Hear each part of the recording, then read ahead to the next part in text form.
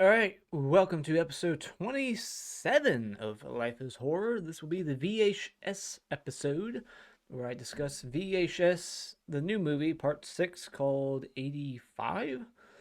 I find it weird that part 5 wasn't 85 because 94, part 4, made sense. It was the 90s, it was 94, it was the fourth movie, and then part 5 was 99 for some reason. And now the sixth movie is 85. It would have made sense if 85 was part 5 because of the 5.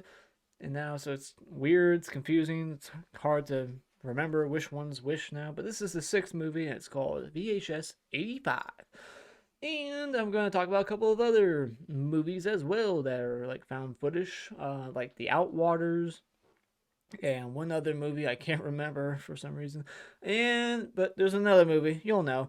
And also I got one piece of horror news to talk about, and I'm going to rank the VHSs because I realized that I haven't ranked them yet. I've reviewed VHS 1, 2, Viral, 94, which was a very popular video on my channel.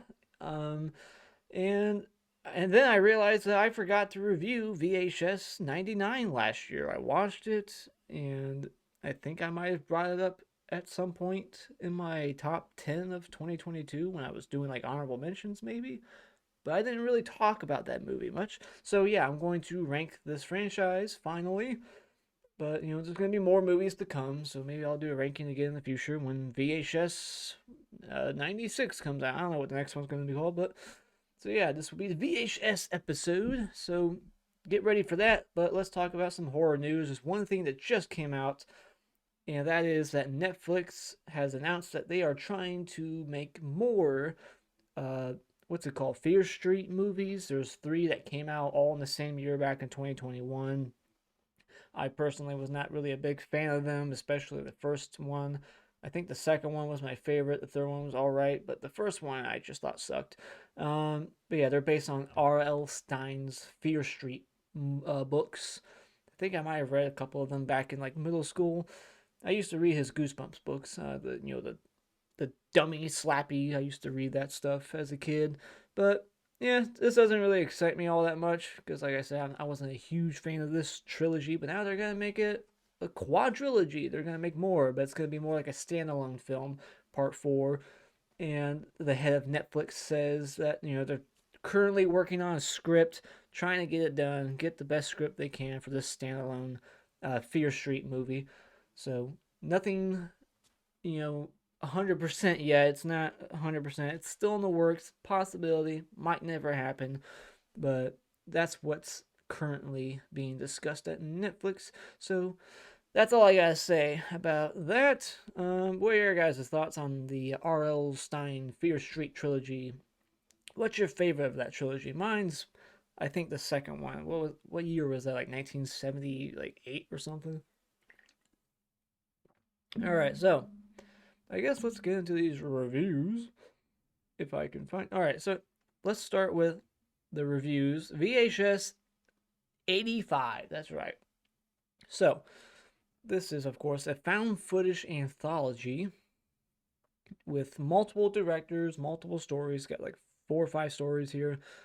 Plot synopsis says, unveiled through a made-for-TV documentary, 5 chilling tales of a found footage horror emerged to take viewers on a gore-filled journey through the grim underbelly of the forgotten 1980s. Now, the directors attached to this movie are Scott Derrickson, David Bruckner, who also worked on the first VHS movie, Mike P. Nelson, who directed The Wrong Turn, remake.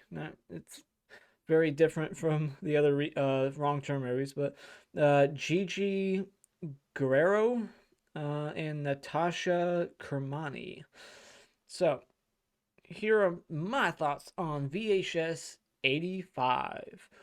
It's an above average anthology with 5 segments, where only one of them I really disliked, just like VHS 99. This is on par with 94, but not as good as 99. The first segment is broken into 2, which is different. Usually in this series, there's They start, they play out, then they end. That's it. But in this one plays out, it stops, but then it comes back and continues later on. So that was a little different this time around, which I like that. The concept is great, and the effects are well done. I'm talking about the first segment here. The first segment is broken in two, and I like the concept of it. But the first portion of that I thought was the best. I would have liked to see more happen in the second section of that segment. Um, the second segment is Spanish, and it starts off with some humor, and then it seems like a straightforward earthquake disaster movie. I thought there was some pretty good like production value to this segment. It's pretty impressive. It then takes a supernatural turn, of course, and hearts get ripped out. A woman gratuitously exposes her breast, so you get to see some TNA. This one has the most camera glitches, the second segment, which is something I don't care for in found footage movies. I don't like it when you're watching a found footage movie and they just keep constantly like having the camera get all staticky and there's like the glitching and all that shit. It's just obviously like them trying to like hide something or like have like some kind of transition to the next shot instead of just hard cutting. They glitch the screen, then they cut to something else. Like I hate when they overdo that. The look of the god in the second segment was not scary or cool looking to me. I thought it was a little silly. This one has the most camera glitches. But it kind of makes sense within the story why the camera's glitching with all the shit going on. The camera gets damaged. And it's all. Wait, hold on. The last two. Nothing happens until the last 2 minutes, and everything leading up to it feels drawn out and boring. I think I'm talking about the third segment. Yeah, the third segment. The third segment was the weakest. That's the one I did not like. It's like this woman on stage talking about like VR or something. And it was just so boring. She's just talking and talking for like 10 minutes straight. And I'm like, get on with it. Get to something. And then finally something happens at the end and then it's over. So it's like you just get that little quick payoff at the end. It's like, all right, there's something interesting. But the journey to that point, I just did not like. So that was my problem. The third segment was easily my least favorite. I don't know what they called it, Techno God or something. It was something about VR, which I didn't realize was a thing in 1985. VR, virtual reality, was a thing back in 1985. I thought that was so like new today, but I guess it was around back then. So yeah, you got the VR segment, bad graphics, but probably on purpose because it's 1985, so it's supposed to look like it's graphics back then. So seeing her get ripped apart was fun though. So yeah, you do get some gore in the final moments there. The fourth segment has a very interesting story, incredible, sinister music, and amazing gore. It hooked me pretty quickly, and the twist is easy to guess, wish I did, but the ending was a nice chaotic bloodbath. So yeah, the fourth segment, the last one, was Scott Derrickson. The best segment in this movie was Scott Derrickson, who directed Sinister, recent Marvel movie. But yeah, Sinister, fantastic film. I'm not surprised. I went into this thinking that Scott Derrickson was going to be like the one that his segment was going to be the best one, and it was true. His segment's my favorite. The idea is hold on. The last segment, which is also, I guess, the wraparound of this, because it kind of keeps cutting back to this segment by David Bruckner. It's the wraparound story. It's like them showing the alien footage of the human race, I guess, like trying to teach it like how we are or something. I don't know. The idea is nothing original though, and the payoff at the end is tame compared to the segments within the movie before it. It's just scientists. They're studying this alien that mimics us, and they're showing it VHS tapes to like teach it about humanity and our culture and whatnot. I wasn't really too pleased with David Bruckner's segment. It was all right, but I much preferred the other stories besides the techno one, the VR one. So I would say David Bruckner's was my second least favorite. In fact, here I go. Oh, here I wrote them all down. So the 5 segments, here's my ranking of the 5 segments. Segment 1, which is called No Wake and also Ambrosia, because it's like broken into two. I gave that one a 3.5 out of 5, liked it. Segment 2 is God of Death. That's a 3 out of 5. That's the Spanish one. Segment 3 is Techno God, and I gave that a 2 out of 5. Didn't like it. Sequence 4 is called Dream Kill. Gave that a 4 out of 5. I thought that one was great. And segment 5, which is the wraparound, is called Total Copy by David Bruckner. Gave that one a 2.5 out of 5. Thought it was fine. So that's my ranking of the segments. Let me know what your rankings are in the comments below. Movie 2, hashtag ChadGetsTheAxe. This is a very underseen movie. It's on Tubi, I want to say. I think I rented it on Amazon Prime for a couple bucks. And yeah, who directed this? Travis Bible? That's his last name? Bible? And only 444 people have logged it on Letterboxd. All right, so the movie is about 4 social media influencers. They live streamed their trip to the Devil's Manor, former home to a satanic cult. Things don't go well, and as the violence ramps up, so do the views. So basically, this is this year's version of Deadstream, which I loved Deadstream. That's a much better version of this movie because it's way more funny. It's got way more effects. It's way more impressive. This is a little bit more scaled down. And it has a cult in it, so it's a little bit different in that regard. But yeah, it's kind of like this year's Deadstream. So if you like Deadstream, I would recommend checking out hashtag ChadGetsTheAxe. And so yeah, this movie's listed as 2022, but it just got a wide release this year back in like September. Um, I'm glad they went the route they did in the third act instead of the cliche, all an elaborate prank. I kind of thought that's what they were going to do. Like, oh, it's all just a setup. None of it's real. No, there really is a cult there, and crazy shit is really happening. So I like that because we've seen that done too many times where they're making you think this is happening, but really it's all just an elaborate, like, April Fool's Day prank or some shit. Like, we've seen that too many times. I'm glad that they didn't go that direction with this. And the best characters are in the comment section. Yeah, this movie has like a comment section that keeps like it's on screen, keeps scrolling up, and if you actually like pay attention to that shit and read every comment, like I was trying to do, like there's some pretty funny stuff in that comment section. There's like a whole different story going on in that comment section, where like 2 commenters are like falling in love, and by the end they're like proposing to each other. It's pretty funny.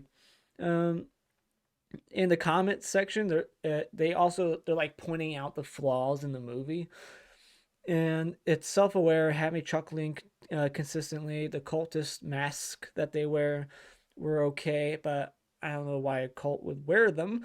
The main characters are the type of self-obsessed, narcissistic influencers with unexplainable internet popularity that you just want to see get axed. So yeah, these aren't the best like likable characters. You don't really root for them to make it out of this place. So it's like, all right, just give me some good kills. Let me see them die. They're douchebags. Um, I wish the kills were handled better. There's a quick shot of someone disemboweled, but I couldn't really tell who it was. It's a short, quick moving stream film that kept me engaged, but didn't do anything that creative or ambitious. The cops hanging up on Shad was a stretch. And why is it that they always have like an ETA of like 45 minutes or so in movies? Like the cops in movies are always like, all right, we're gonna be there in an hour. Just give us two hours. We'll be there. It's like, why does it take that long for cops to arrive? Doesn't make any sense. You know, like where was this? Detroit. The average like response time is like 2 hours there or something ridiculous. And one major critique is that the main dude's acting isn't really all that convincing. He's not the best actor. It makes you think the whole thing is a joke. He's setting up because he doesn't seem as frightened as he should. So yeah, because his acting is not convincing, you start to think that everything's just a joke. Like he's purposely acting bad. But no, he's just genuinely acting bad. It's not a joke. One person calls out his acting during the end credits, which I thought was funny. All right, so yeah, ChadGetsTheAxe. I enjoyed it. It was all right. It's nowhere near as great as Deadstream. I would highly recommend that movie. Finally, Shudder released it on physical media. Pick it up if you haven't. It's pretty cheap. You can get it for like $10 on Amazon. Next movie is The Outwaters. Now, this is the other movie that came out earlier this year, like Skinamarink. Skinamarink and The Outwaters are the two found footage movies this year that you're either going to love it or fucking despise it. Now, if you listen to the episode where I talked about Skinamarink, you know that I'm on the side of despising it because it's just 100 minutes. Why 100? Why? There's no story. Why is it 100 minutes? 100 minutes of shots of corners, ceilings, the floor, no characters, no dialogue, no story, no fucking point in watching. It's as entertaining as watching paint dry. And then you got The Outwaters, the other movie this year, like Skinamarink, that I also despise. Oh my god, I hated this movie. Not as much as Skinamarink, because at least in this movie, there's actually like dialogue, there's characters, there's a fucking story that doesn't really make much sense, but there's a story. So I'll put this above Skinamarink, but yeah, this is another movie that's listed as 2022. Got a wide release back in like February. And so yeah, it's like an indie experimental found footage movie that's dreadfully dull. Um, Impossible to follow or see what's happening when something is finally happening in the padded runtime. Just like Skinamarink, longer, way longer than it needs to be. I checked it out on Tubi. Thank God I didn't pay for this. It's on Tubi. You can check it out there for free. And another thing about Tubi, recently they actually just installed a like 1.5 speed option. Thank God. Like for people like me who feel like they have to watch these movies, like I don't like to like give up on a movie, so if I want to get through it quicker, it's good to have a 1.5 option. So thank you, Tubi, for finally helping people like me out. The characters are in Death Valley shooting a music video for a terrible lullaby song with cheesy lyrics. The first act was so drawn out, the plot makes no sense, and it's never once scary or remotely unsettling. Three heads on a spike and a dude chopping his own dick off was about as exciting as it got. And those are the final moments. So yeah, you gotta wait till the last minute to finally see something that makes you go, oh shit, something I can actually see that actually looks somewhat like a horror film. Like, what the hell is going on in this movie? Uh, like Skinamarink, the camera is mostly pointed at nothing or the ground at the cameraman's feet. So yeah, the cameraman's walking around Desert Valley with like the camera pointed at his feet. Walking around at night, there's no lighting, so it's just pitch black. You can't see shit. You're just hearing things and you don't know what you're hearing. You get random gratuitous shots of a woman massaging her own breast and a man's ass. The main guy walks around butt naked in the desert. The poorly written dialogue is occasionally repetitive, which drives me mad. And one woman whose mom is dead starts crying over and over, I want my mommy. That's almost as ridiculous as Rob Dyer saying, he's killing me! He's killing me! Like, who talks like that? I don't know. Like, would a grown woman really be shouting, I want my mommy? I don't know. Like, I think that's supposed to be unsettling, a grown woman yelling something like that. But to me, it was just like, oh my God. It was just another thing that made me roll my eyes. Like, who talks like this? Would you really be yelling, I want my mommy? There's a score to the film, even though it's presented as found footage. Usually, found footage movies don't have a soundtrack to them. But you know, I'm not. That's not something I hate. I'm not one of those found footage fans who's like, no, you can't have music and found footage. That doesn't make sense. You know, that means somebody had to edit this, right? Like, I don't know. Like, I don't care. If there's music that works, I'll take it. I don't care. But this does have a score. The sound design is probably the only good aspect of the film. So, yeah. I didn't read a plot synopsis. What's this movie about? Four travelers encounter menacing phenomena while camping in a remote stretch of the Mojave Desert. But like I said, they're shooting a music video for a song that you unfortunately have to hear this woman sing again and again and again and again and again. It's terrible. I don't like it at all. So yeah, The Outwaters. That is the end. Let's get into my VHS ranking. So here we go. There we go. Oh wait, I should probably not start at number. That's like the 5th time I've done that. All right, hold on. Here we go. I'm supposed to start worst to best, but I think you all know what the best is. I talked about it in my review. Praise part 2. You know part 2 is my number 1. Number 6. All right, so number 6 is VHS Viral. Like I already said, I got reviews for all these movies, so you can check out my in-depth thoughts on these movies there. I can't really talk too much about them here. I have to talk off memory. I didn't write any notes for this, but VHS Viral. You know, I will say this. None of these movies I dislike. There's nothing here in this franchise of 6 movies that I would rate below average. Even this movie that is notoriously, from what I'm reading and seeing, the rating of this movie, I think it's in the 4s on IMDb. Everyone seems to hate VHS Viral. And yes, it's my least favorite also. But I'm not like this movie is an abomination. The only thing about this movie that sucks is the wraparound. But that's true for pretty much every movie in this franchise that has a wraparound.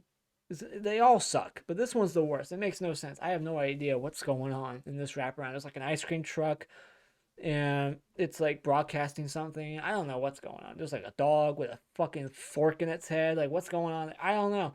Um, but yeah, there's some good segments here. I think it pisses people off because one of them like breaks away from found footage for a second and it becomes like a real movie. And you're like, wait, how is this being filmed? This isn't found footage. But I still enjoy it.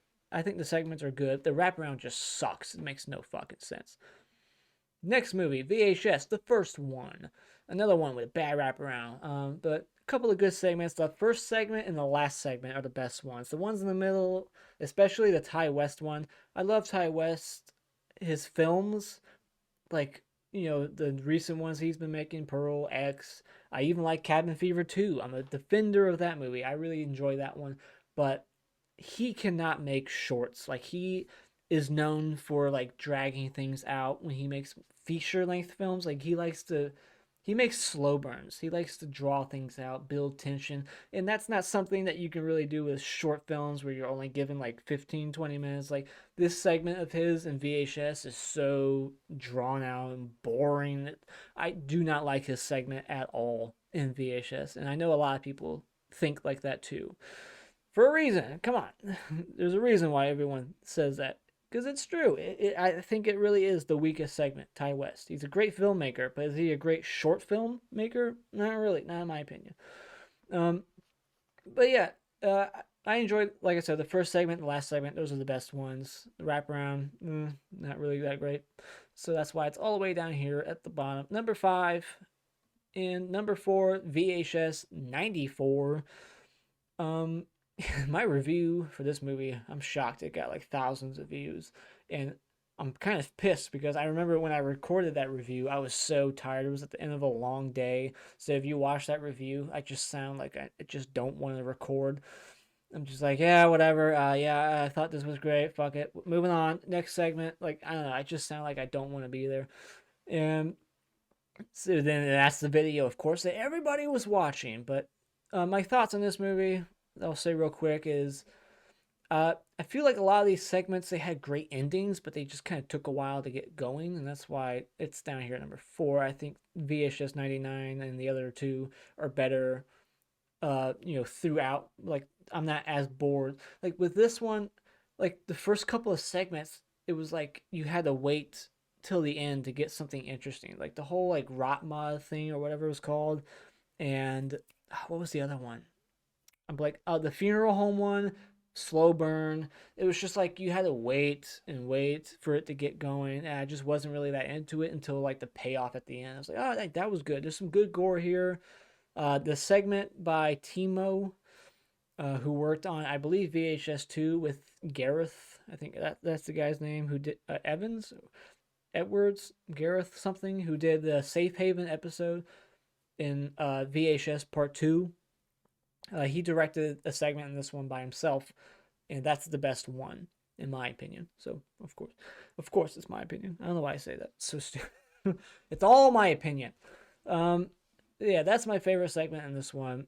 The other ones just took a little while to get going, so that's why it's all the way down here at number 4. Number 3, VHS 85. Just talked about it. Don't need to elaborate. You already heard my thoughts My favorite segment is Scott Derrickson's, followed by Mike Nelson's, who directed the Wrong Turn remake.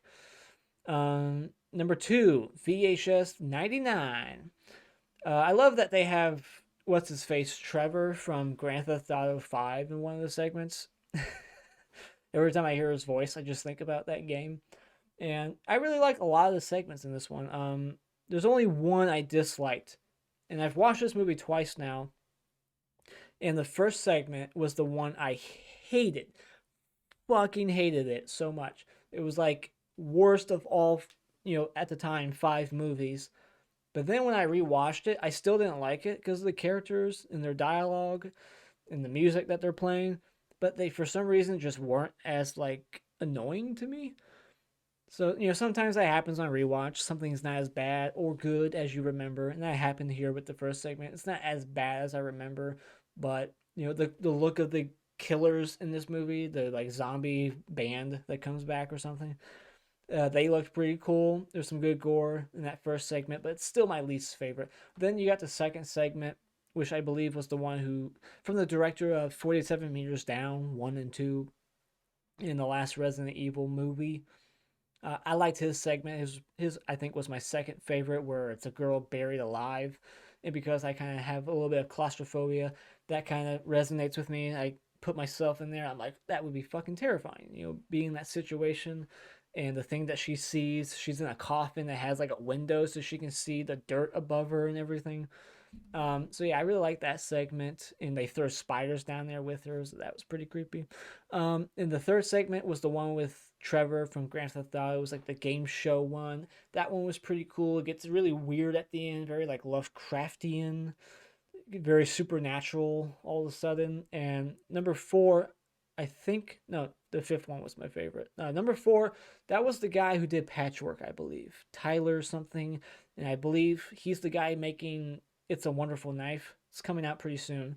Um, and that one was about like Medusa and these pervy teenagers spying on the neighbor, trying to see her naked through their binoculars and shit like that. It was kind of cheesy, a little silly. Not that great, but not terrible. But the last segment was my favorite, hands down. The last segment was pretty fun, quick paced, lots of effects, just a lot of fun. I had a blast with that one. Makes sense given that it's the same director as VHS. Not what am I saying here? Deadstream. It's the same.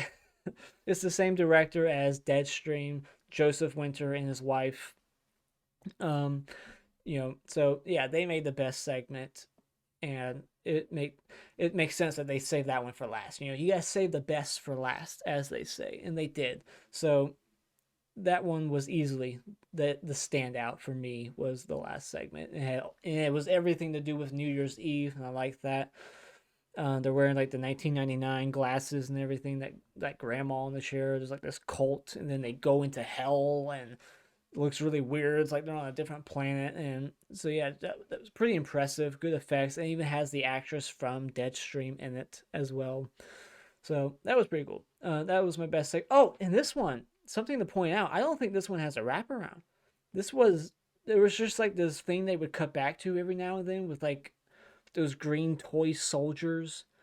But that's not really a wraparound story, is it? I don't think that's even really a segment. It's just like they kept cutting away to, in between the segments, they would cut to like those green little soldiers that you see in Toy Story. And it was just like some kids, like little film he was making. It was like stop motion or something, or whatever you call it. But yeah, I'm glad. I'm glad they got rid of the wraparound shit, because you don't need it. I don't need it. I just want to watch the stories. I don't need to watch an explanation about why these stories are being presented to me. I don't fucking care. Just show me the stories. So yeah, I really liked that they got rid of the wraparound. So number 1, VHS 2. I already spoiled it earlier. Number 1, VHS 2. This has the best segments. This has the best wraparound. While it's still not that great, it's definitely the best in this series, because it has some pretty effectively creepy imagery. Like the guy blows his own jaw off. There's some pretty great gore in this. I like all the segments. It doesn't make sense how all this shit is now like on VHS tapes, but that's true for most of the series. Like, how is this on VHS? Like the first movie, the second movie, even the third movie, if you really think about it, how is all this recorded footage on VHS tapes? Like this guy's recording shit with this like eye thing that's experimental eyeball, and it's like, okay, how did that end up on VHS? How did this laptop like Skype session where you screen record, how did that end up on VHS from the first movie? Doesn't make any sense, but just don't think about it. It's just a movie. The safe haven segment in this one, the second one, I believe, there's 4 segments in this one. I think the first one's the eyeball one by Scott Wingard or Wingard. Um, I really like that one. The second one, I believe, is Safe Haven. That might be the third one. I'm trying to think. Hold on. I'm going off of memory here. I've been drinking a little bit, so excuse me. The second segment. Oh, Zombie Park. Mike Sanchez. No relation to Dirty Sanchez. He directed the Zombie in the Park one. I like that one. It has a great gore. I like the concept there. And the third one, that's the Safe Haven one. That's the best one. Really enjoy that one. Crazy, just bonkers. They just threw everything, including the kitchen sink at the walls. Just all kinds of crazy shit happens in that one. It's a little slow at first, but the payoff is fantastic. Best segment in the whole series by far. And then the last one is the one by the guy who did Hobo with a Shotgun. I really like that one too. It's pretty funny. The characters or dialogue, it's so that guy's style. If you're familiar with his work, you'll know instantly that this is his segment, the characters. And then it got made into a movie recently this year. I talked about it in a previous episode, Kids versus Aliens. It was based on this segment in VHS 2. It's the slumber party alien invasion. It's pretty fun. Cool looking aliens. It's really funny. So yeah, definitely check this one out if you haven't seen it. It's the best of the series by far. It's one of my favorite found footage movies. It's one of my favorite anthologies. Top 5, top 10, definitely. In both anthologies and found footage. VHS 2, if you're going to check any of them out, just one VHS 2 is the one to check out. So that is the end of the episode. 32 minutes in. All right, that's good. It's not too long. All right, so what are your guys' thoughts on the VHS franchise? They are making another one. I talked about that an episode or two back. They're gonna make more. This is gonna be like a new like yearly thing. The next one's gonna be sci-fi themed. I'm not usually too crazy about sci-fi horror movies. I like a few, but excuse me, that's what happens when you drink. I get burpy. So but yeah, the next one's gonna be sci-fi themed. Eh, I don't know what to say other than I'm not a big sci-fi guy, but I'll watch it. I'll watch it because I think this is a solid franchise. No terrible movie, in my opinion. Most would say VHS Viral's terrible, but I enjoy the segments in that one, just not the wraparound. So, yeah, what are your thoughts on this franchise? What are your thoughts on the Outwaters? Are you a defender of Outwaters? Do you think it's garbage like me? If you love it, explain what I'm missing or why you thought it was so fantastic. What was so scary about it? I don't know. So just explain it to me. So yeah, let me know all your thoughts. And until next time, adios.